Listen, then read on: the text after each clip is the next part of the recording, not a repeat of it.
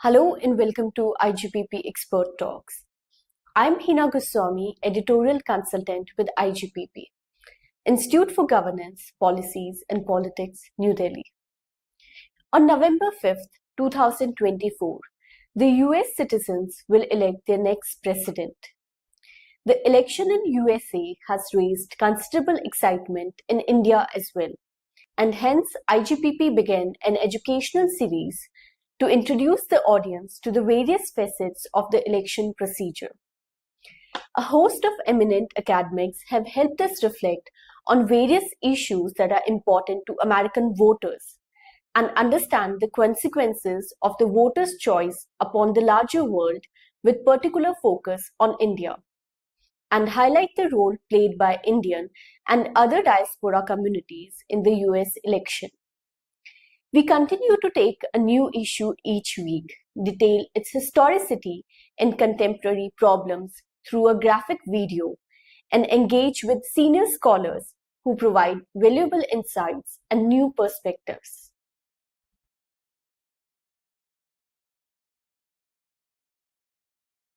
Immigration has long been a defining feature of the United States, shaping its history, culture, and economy. In the US, the influx of people from different regions has played a pivotal role in forming the nation's identity, demographics, and economic growth. The history of the modern United States began as a settler colonialist enterprise under British, Dutch, and Spanish rulers. Since then, immigration to the United States has occurred in distinct waves, each driven by unique factors. In the 19th century, large number of Europeans, particularly from Ireland, Germany, and Italy, arrived in the US, seeking economic opportunities or fleeing political unrest. This was followed by a notable influx of immigrants from Asia, especially from China and Japan, which led to restrictive laws like the Chinese Exclusion Act of 1882.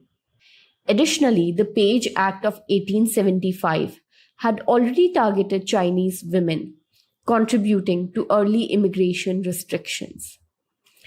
Immigration diversified more significantly after the Immigration and Nationality Act of 1965, which eliminated race-based quotas, opening doors to immigrants from Latin America, Africa, Asia, and the Middle East.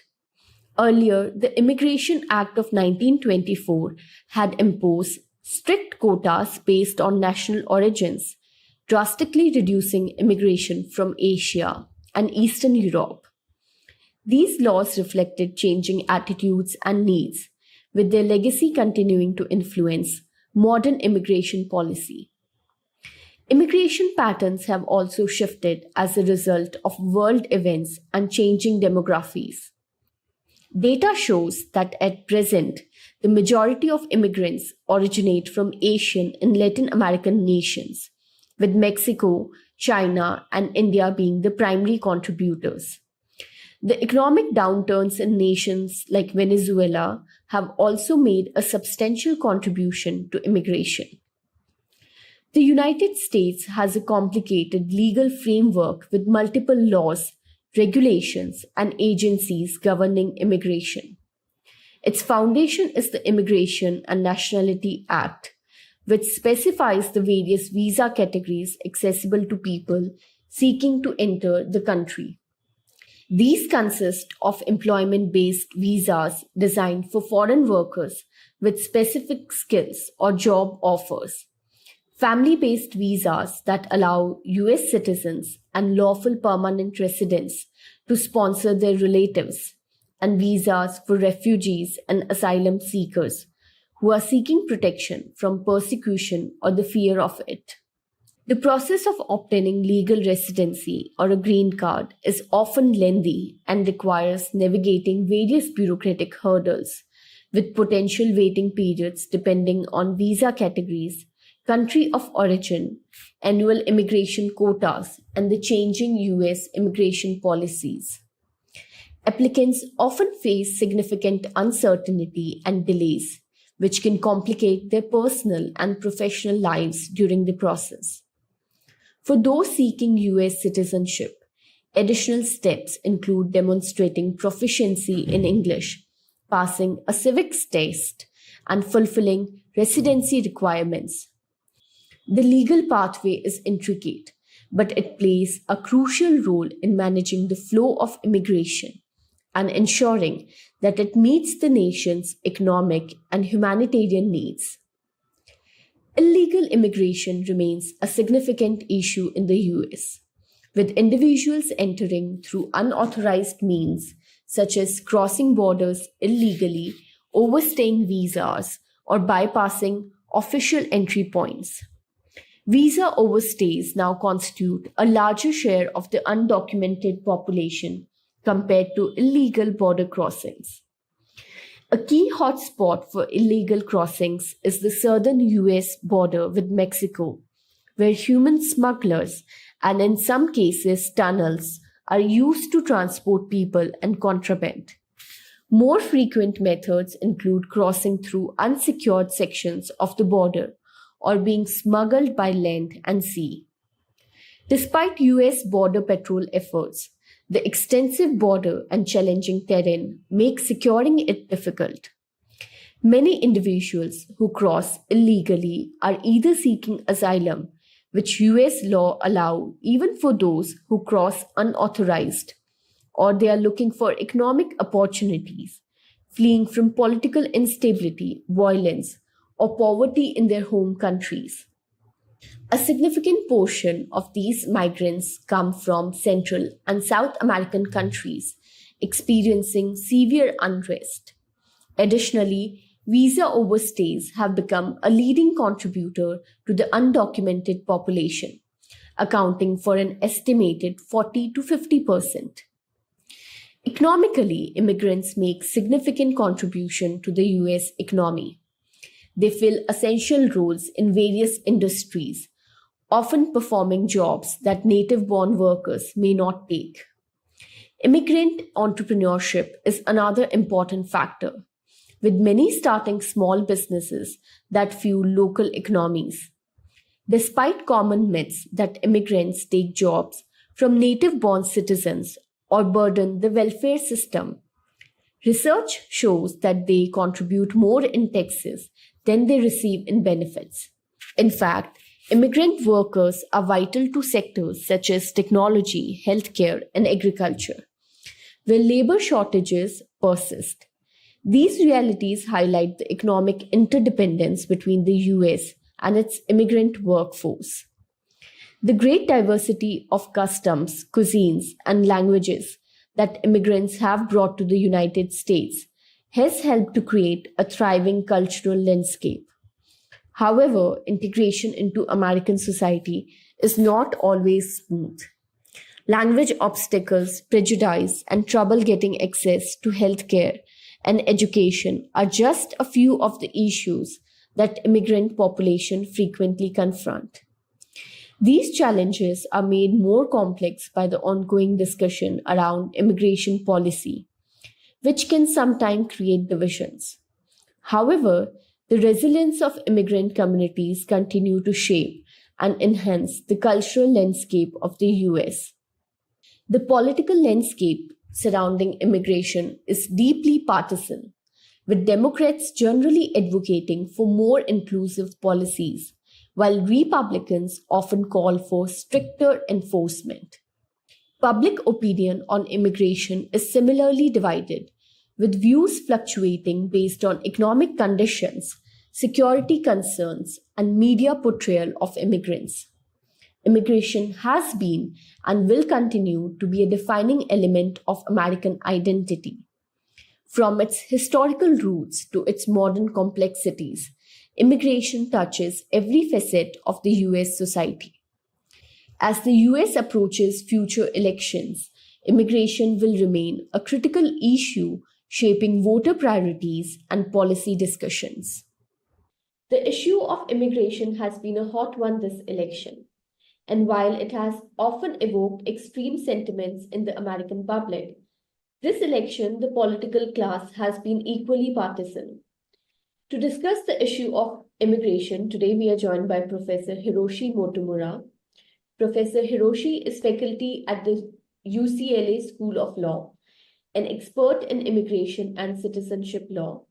He has written extensively on the subject, served as co-counsel on cases before the US Supreme Court, and testified before Congress.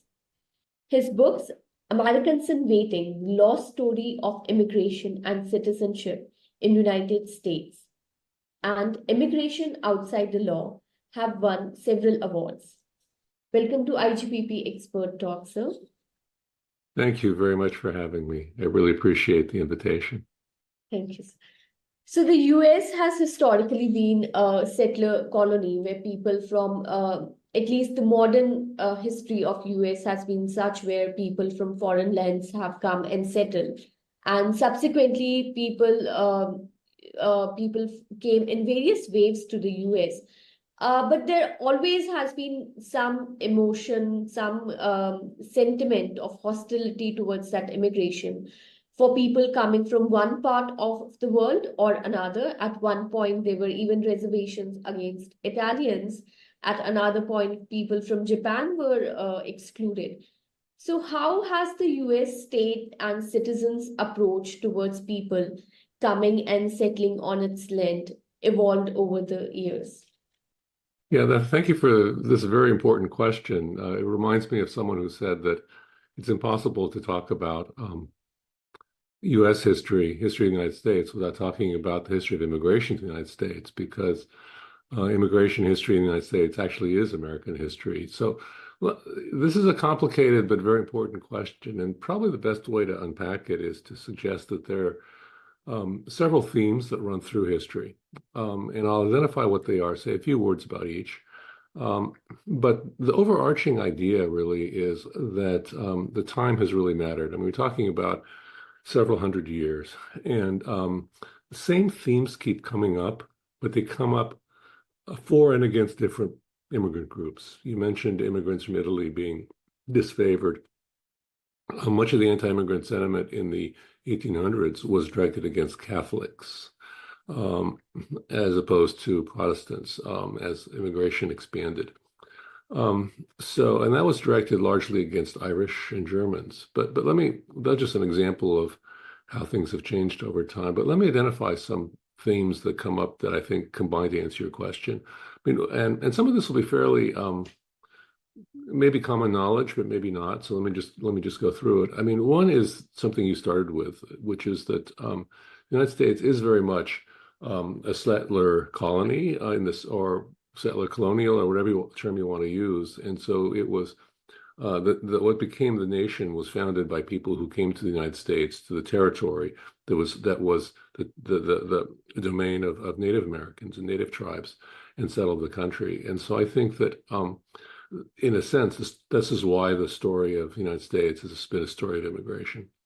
It is very much a settler society, in the same way that many other societies are, prominently countries like Canada and in the rest of the Americas. But I think that leads to a prominence of race in the story of immigration to the United States. And the reason I make that connection is because someone once said, was asked the question, someone prominent was asked the question, who is actually an American citizen, who belongs to America? And this was in the 1800s. And he said, well, anyone who would fight the Indians counts as an American citizen. And so this really shows you not only the settler aspect, but the racial aspect, that some people were considered to be worthy of the fight to settle the country and to take on the Indians and to push the American frontier further and further west until it reached the Pacific Ocean. And that was very heavily racially determined. As you know, there are two different ways to acquire citizenship. One is by birth, and the other is by naturalization. The first U.S. naturalization law was enacted in 1790. It restricted eligibility for naturalization to free white persons. It actually says this in the text. American citizenship was not expanded to African Americans until after the American Civil War, and so not until 1870. Race controls eligibility for naturalization to some degree or another until, believe it or not, 1952. It was only in 1952 that racial limits were taken out of the citizenship laws in terms of eligibility for naturalization. And so this is heavily racially determined. Much of immigration to the United States has been controlled on the basis of race explicitly until 1965. And so but what's interesting, and this goes back to your question, is I think that the impact of race has changed. Some of it has been much more explicit and questions of eligibility and ineligibility, but some of it has been more subtle.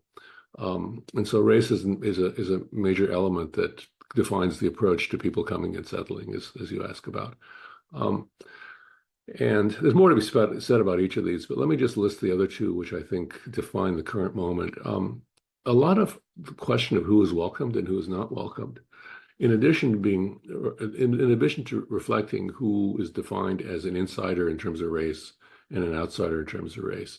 In other words, there was a time when Italians were seen as really another race, right? And now the Irish and the Italians and many Europeans have been regarded as fully white in that sense. Okay.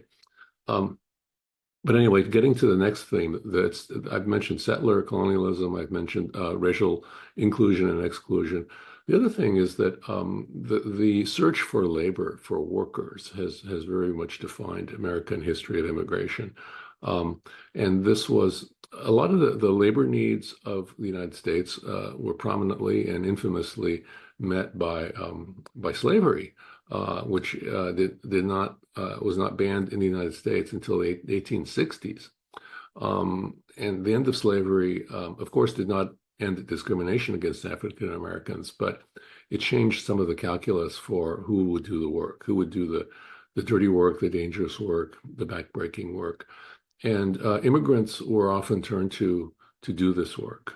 And so a lot of what you're asking about, which is the approach to people coming and settling, has been defined by who would do the work and under what circumstances people would be invited in to do the work that was felt to be needed by the economy and by employers and corporations. So I think a lot of the question has to do with really who works, and the people deemed to do valuable work are people who will be invited at least, or at least tolerated. So the quest for labor is the third idea, in addition to settler colonialism and race. So the settler society, race, and labor. And the last thing I'll mention is maybe the most subtle, but I think it's the source of a lot of current political controversy in this generation, in these decades, and that is the role of law. Much of migration to the United States was not limited by law. For a very long time, for various reasons. There was no federal immigration law until 1875, and the reason, there are many reasons, but I think the prominent one, obvious when I mention it, often overlooked, is slavery, because until the United States could define who a person was, there would be no nationwide law controlling the movement of persons when you don't even know who a person is.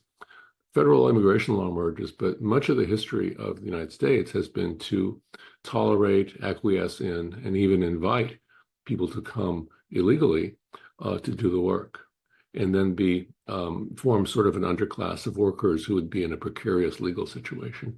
And that's a system we're in now. Much of the concern that is currently politically salient about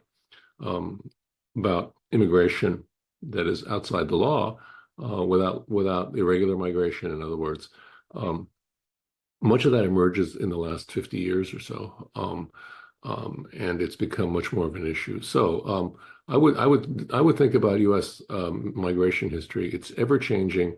It reflects a settler colonial past. It reflects a heavy emphasis on race and racism. It reflects a very strong need for workers of various kinds over history and it reflects a changing role of law itself in defining citizenship, in allowing legal immigration, in defining in a population that is kept outside the law. And then that leads to a lot of politics, whether it's on the border or legalization. So that's a complicated answer, but it's an important and rich question. So I appreciate it very much. So I want to pick up on the theme of immigrants or migration outside the law, because we have been talking to political analysts here, and sometimes when we talk of migration, we are told that the divide is about illegal migrants and legal migrants. So people who are working in technology, who are working in maybe these highly sought after specialized industries, they are good. But what the opposition is against illegal migration and migrants who may not be able to contribute well enough to the economy or to the society otherwise. But I want to focus a little on this illegal migration, the phenomena that it is. Is it truly a phenomena? Like, is it truly a problem in the US? And what are its proportion like? And why has been like the US military force or the Homeland Security not successful in handling the issues at a very, maybe at the entry point level? Well, this is a very important question for the current political moment, and I think immigration policy is one of the major issues in the U.S. presidential election campaign in 2024.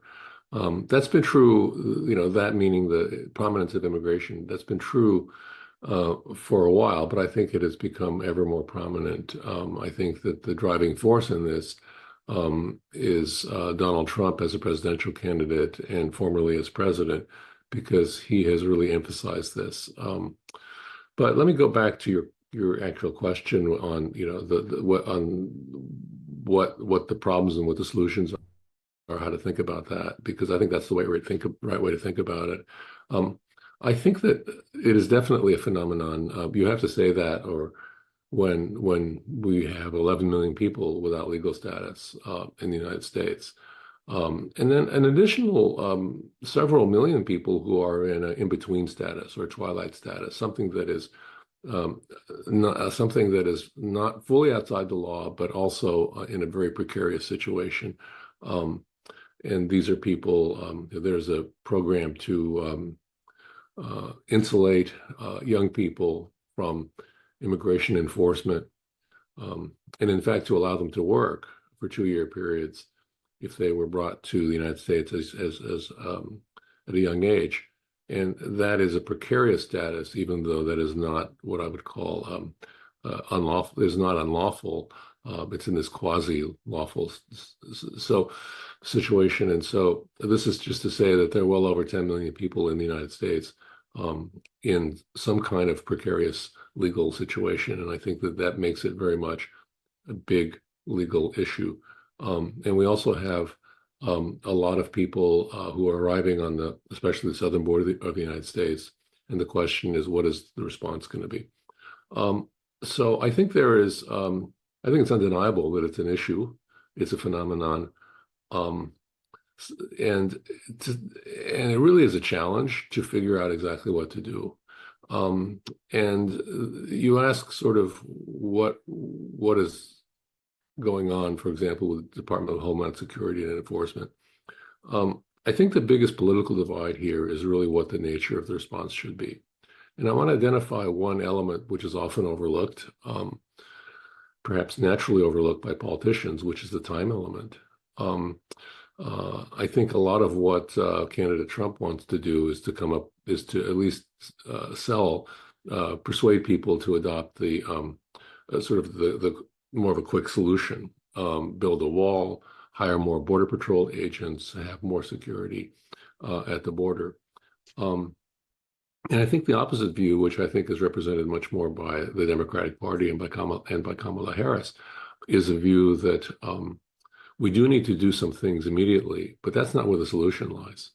And the solution lies in looking at the reasons why there's such a large population.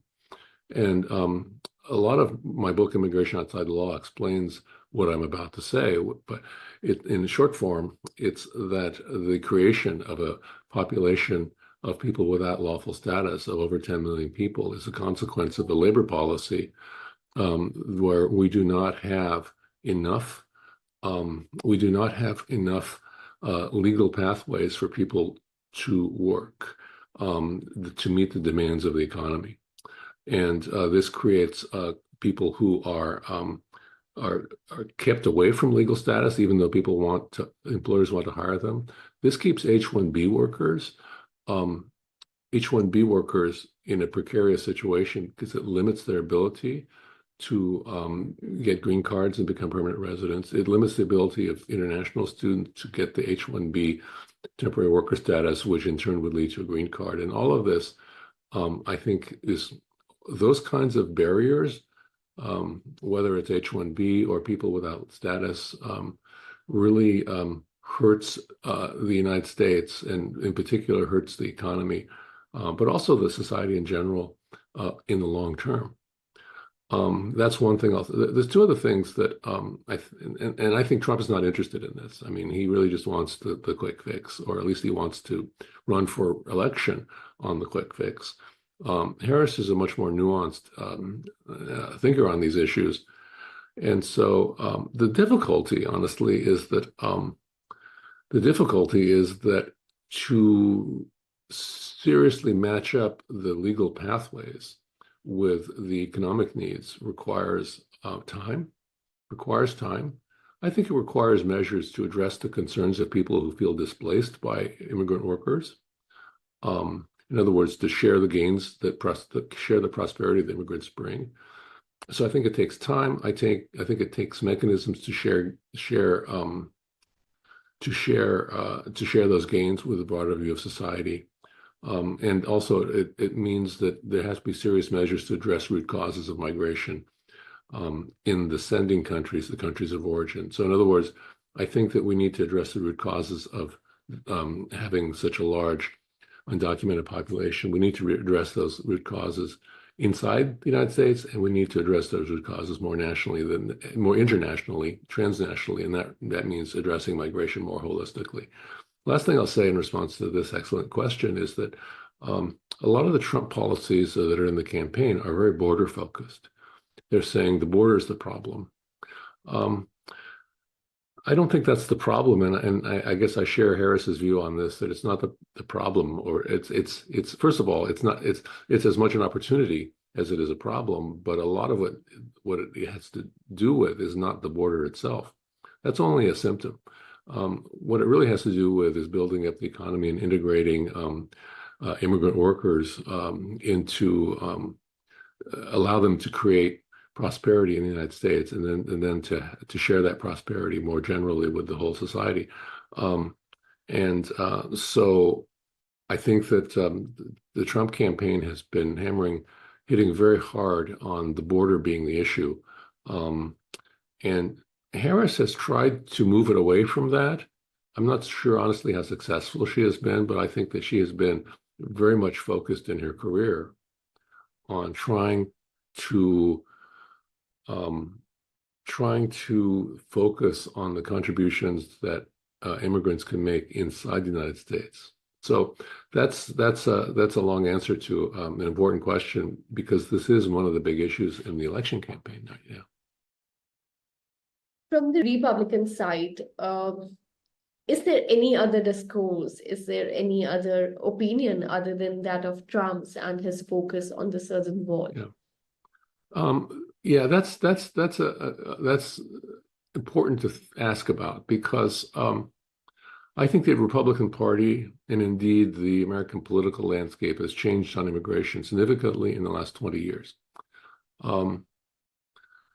Or actually, let me go exactly back 23 years ago to 2001 and the September 11th attacks in New York City. At that moment, around that moment, the Republican president George W. Bush was meeting with the president of Mexico to discuss a plan that would include a legalization of workers, legalization of undocumented immigrants in the United States. And I mention that because the idea that one of the ways to address the problem of, or the issue, I should say, of undocumented immigration, one of the ways to do it is to have a legalization or an amnesty program, whatever you want to call it. And this was something that I mentioned George W. Bush because he was a Republican president, and I think that support for some regularization was very strong in both parties. Not strong enough to actually enact it at any moment after 1986. That was the previous large legalization. But the Republican President Ronald Reagan was very much a supporter and signed that bill. George W. Bush is a Republican, was a Republican president, very much supported this. Around the year 2008, the Republican presidential candidate was John McCain. John McCain had been a strong supporter of legalization. He turned against that type of solution and came to favor much more immigration enforcement in 2008. And ever since then, the Republican Party the part of the Republican Party that has been strong on immigration enforcement and less interested in regularizing the undocumented population and less interested in changing and expanding legal pathways. This more restrictionist Trump wing of the party has gained in its power within the Republican Party, really now to the point where the Republicans who maybe 15 years ago would have supported some type of regularization of workers, the more free market, Republicans on immigration, they've been shouted down, and they've really not had much of a foothold in the Republican Party, and so that now you have political polarization that I think that the Trump movement has benefited or tried to benefit very much politically from demonizing the immigrant. And it has crowded out the Republican Party that had supported legalization and more generally supported allowing people to come to the United States to help grow the economy. And so I think that's one of the big issues that we face in this presidential campaign in general, which is what is the future of the Republican Party? And I think that's there are many things at stake in this election. I think in many ways this is the most consequential election, certainly of my lifetime. But I think part of that is what is the future of the two-party system and exactly what will happen to what used to be the Republican Party.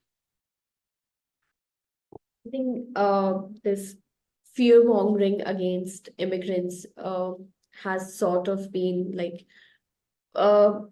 by Trump and supported by Musk for I don't understand what reasons.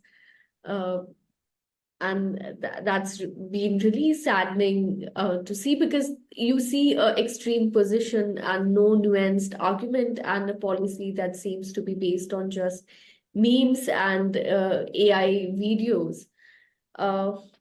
Moving on to the next question. You authored a book, Americans in Waiting, The Lost Story of Immigration and Citizenship in United States, and the book was published in 2006. Drawing from that work and other studies that you have done, can you tell us a little about what is it to be an immigrant in the US, an undocumented one, or maybe sort of in that twilight zone? I'm not sure if there's one or a right answer to this. Yeah. What are some of the pull factors that, still US US has? This is an interesting question for which there are probably 100 million answers, but I guess that I'm personally aware of how many different stories there are. Everyone has a different story. I also have my own story because my family came to the United States when I was 3 years old, and I grew up in an immigrant family, in a working class immigrant family in San Francisco. So I'm very much both personally aware, but I'll try to give you an answer that's not so self-centered and just kind of talk about different things that I think are universally valid.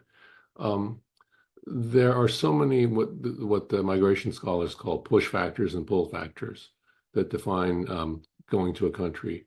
And people are coming for many different reasons. One of the things we're seeing in the on the southern border, but throughout the world, are people who are moving because of very bad, very dire circumstances in their home countries. This could be war, this could be famine, this could be climate change that causes environmental displacement. It could be general loss of personal security or human rights violations. I mean, the list goes on, unfortunately. Many of these people do not fit into the traditional and legal definition of refugee. And so the refugee system that evolved after World War II to protect them doesn't really, it helps them morally, but it doesn't really help them legally. And so I think that creates a situation that we see around the world of people on the move, both these so-called push factors, but also the ease of transportation and communication that makes movement to a border much easier than it might have been. By the way, many of the people who are arriving on the southern border of the United States are not from Mexico. They're not from Central America. They're from China. They're from Senegal. I mean, they're from many countries around the world. Okay, so I think the push factors are very much growing. I think that many immigrants, though, ultimately come to the United States. I mean, I know this sounds, very sort of like cliche, but I mean, I think they come because they continue to see the United States as a land of opportunity.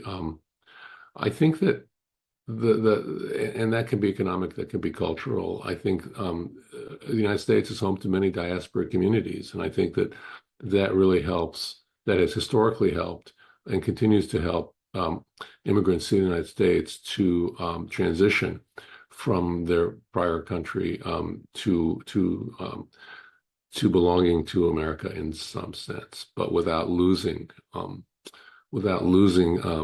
their family connections, their economic connections, and cultural connections, and their identity. This changes over time because I think the loss of the native language, for example, in the second and third generation, I think is significant. It's significant in the sense that it's a lot of people who don't retain the language of the immigrant generation, but they become native English speakers and often don't know the other language. But I think that being an immigrant in the United States, it has been a process both culturally and economically that has taken several, at least one generation, maybe more than 2 generations, but often it's in the second generation that the real integration takes place. I think there's still a lot of barriers to integration that exist. Some of them are I think, for example, that it's very expensive to become an American citizen. Just simply the fee, and maybe you need a lawyer to do it, depending on the case. And that really deters a lot of people from becoming citizens. I think if more people became citizens of the United States, they would actually be facilitated in their integration. So that's another another issue on this. I mean, there's a tendency around the world to grant citizenship as a diploma, as kind of you have integrated, therefore you will become a citizen. We will recognize you as a citizen. It's a recognition after the integration takes place. Historically, a lot of granting of citizenship to immigrants in the United States was not based on this type of diploma. You have integrated, therefore we will give you a citizenship. Historically, much of the recognition of treatment as a citizen was based on the idea that formal citizenship is a vehicle, a foundation, a means to integration, not a recognition of integration after it happens, but a way to help you integrate. And I think that that's been lost. A lot of the book that I wrote it's called Americans in Waiting, but the subtitle is The Lost Story of Immigration and Citizenship in the United States. And the reason it's a lost story is that we've lost this this idea that the purpose of citizenship is not to recognize integration, but to facilitate and foster integration. I should add as a footnote, or maybe it's more than a footnote, but the treatment of immigrants as Americans in waiting was largely racially defined. European immigrants were treated, was basically treated as if they were citizens to help them integrate. That status was never accorded to, excuse me, that status was never accorded to immigrants from Asia and Africa in the same way. So I think that a lot of this is probably the last thing. This is interesting. You asked me a question I wrote a book about, so it's hard to give you a short answer. But let me just say this in closing. I think that the immigrants come to the United States, in my experience, with a strong sense of hope and a strong sense of time that that the parents will realize that maybe their skills or their education is not recognized to the full extent. But I think there's a strong sense that what they're doing is sacrificing for their children and for their grandchildren in the future. And I think that's very much part of the American immigrant story in the United States. Our conversation around immigration has been dominated by one important element of the whole process, and that is race. And I want to take immigration from just in the US to a more international stage. And I want to ask you that first, we have these wars that are happening around the globe in which major countries, whether by proxy or whether directly, they are involved in one way or another. And it's very interesting to me that whenever we are discussing what would be the consequences of a certain war, we are always focusing on how one country would be hurt economically or what would be the economic stakes, but much less is said about what about the people there. And as you mentioned earlier, because of climate change and that burden that should have been otherwise shared by all, do you think we need to see, because of all these reasons, we need to see immigration not as a coping mechanism that poor people are employing to somehow get out of their situation, but see it as a crisis that has been brought us by all, right? Mm-hmm. All of us have had some role in the instabilities that are happening around the globe, and the US, would have a larger share than maybe others. We also have seen, my second question is that we also have seen that in Europe there has been a lot of sentiment against migration. And do you think there also internationally also, when we talk about immigration and migration, there's an element of race involved there as well? Yeah, I think race, well, let me go back to some maybe first principles. I mean, what national borders do is they include and exclude. And historically, one of the ways more generally in society that people have included and excluded or created insiders and outsiders is by race. In other words, that has been an undeniable element of world history, that people have defined themselves by race, and then that has, therefore, has been a key element in the creation historically of national borders. I think that over time, race has become less explicitly part of national policies around the world. But I think that below the surface, race in many countries plays a strong role in if not sometimes in the way categories and admissions are allowed, but a lot of times more subtle, well, not really subtle, but I should say less visible, is the enforcement against populations more or less by race. So I think that what we have here is we have this element of race at any given moment. But what to me is interesting about this is that the concept of race is very fluid and malleable. We started our conversation, you mentioned the hostility and animosity toward Italian immigrants. A lot of that was racial at the time, but it's not seen as racial now. And I think that race has historically been very fluid and malleable, and it can be overridden by a couple of things. But one of them is that as the world globalizes and we live more, there are more diaspora communities living throughout living in so-called destination countries around the world. That has a potential for race to be less prominent. Because what happens, and I see this very much in the United States, is that I think that people like Donald Trump are trying to cast the national border as the wall that protects us insiders from them, who are the outsiders. But it turns out that many insiders in American society, just to take one country, many insiders in American society are themselves immigrants, or themselves married to people who want to immigrate, or themselves part of immigrant communities. And so what's wrong with the Trump view is that the borders aren't just keeping people out. It's also a way of prioritizing or preferring some Americans over other Americans. And so it's actually kind of it's a serious domestic discrimination problem.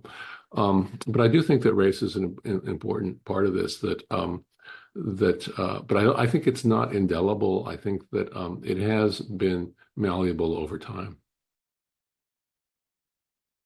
To end on a more optimistic note, what would be some of your suggestions, or how do you think that the US government can handle the issue of immigration better, whether it's a Trump or Harris presidency? I think that the best solutions understand the complexity of the problem. I think that we're in a situation now with migration, focusing on where your question goes, which is the United States policy. We're in a situation that has been many years, many decades, even generations in the making. I can trace directly a situation that we're in now to labor policy in the United States and immigration policy in the United States at least 100 years ago, and certainly over the last 50 years. So this is not a problem that can be solved immediately. We need to do something which is much more long-term in its thinking. What does that mean? It means to take enforcement seriously, but not have that be the major strategy. The major strategy has to be the regularization of the undocumented population, the creation of legal pathways for more people to come to work, the creation of mechanisms to share the opportunities and the prosperities of migration. In other words, so that the people who benefit are not just the employers of immigrant workers, but some of that money that some of the prosperity they bring is shared with people who are displaced. And here the economists agree that in very global macro terms, immigration helps the economy of a country who takes in the immigrants. But to the extent that there's some people who are displaced, we need to provide more opportunities. The money the billions of dollars that would go to the wall that Trump would propose for the wall are billions of dollars that would that same money could go so far in easing the transition of workers who in some cases will be helped by immigrants, but also in some cases might not be. So I think those are things. And the last thing is that I think that the next presidency really needs to focus on international cooperation. For so long, and historically, countries that have received immigrants have thought that they could do this on their own. They could unilaterally set policy, and everyone else would have to follow. That's not true anymore. I'm not sure it was ever true, but it's certainly not true now. And so I think what's happening now is there have to be serious conversations with. I'll give you Mexico as a big example, right? Mexico used to be seen as a country of origin of immigrants. But Mexico is at least as significantly a country of transit, and it needs to be treated with more respect than the United States is historically treated. There needs to be more international, transnational cooperation, regional cooperation, and these are all things that I think are very important. And if we're and to really turn this away from a crisis and turn it into an opportunity. And I think that's the key language. And if I may, I should mention that I just completed a book on this question, and it's called Borders and Belonging, and it'll be published by Oxford University Press in January. I'm choosing the cover of the book now. That's the best part of writing a book, right? Choosing the cover. Not that I've written one, but Yeah. Please. Thank you so much for agreeing to come on our show and giving us your